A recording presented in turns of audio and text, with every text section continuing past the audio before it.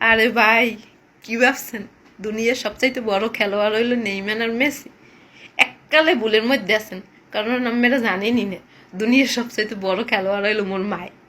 জানেন মোর মায় যে সময় কোনো কামে ঠেয় সে সময় মোরে বলাইবে আম্মু, সোনা, ময়না। আর যে সময় কামটা মুই হইলে দিম এরপর মোরে বলাই বান্দা সেরি। মোর যদি কোনো সময় কোনো ড্রেস পছন্দ হয়, মুই যদি মোর মায়ের ইয়ে কইব মা মোর এই ড্রেসটা কিনে দেবা, মোর মাই কইবে কতটি পাইলেরি আছে দুইয়ে দে।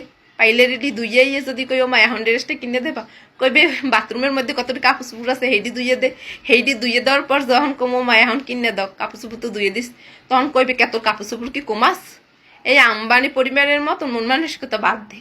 এরপর যদি বন্ধুগুলাকে কোথাও ঘুরতে যাইছে তখন কইবে সমস্ত ঘর দুয়ার মুছে দে, তাই তোরে যাই দিব মনে। মানে দুনিয়ার রাষ্ট্রের যত কাম আছে কামলার না আর মোড়াতায় খাড়াইবে সব করিয়ে টরিয়ে দেওয়ার পর এরপর যদি কই আমা মুই এখন যামু, তাই কইবে সেরি মানুষের এত গোড়াগড়ি কিসের, সেরি মানুষের এত বাইরেই তো হয় না, এত গোড়াগড়ি ভালো না, মানুষে খারাপ কয়, নিশ্চুমে ঘরে বই থাক। তাই কি বুঝলেন দুনিয়ার সবচাইতে বড় খেলোয়াড় নেইমার মেসি না মোর মায়? মোর মানে কার কার মা আছে।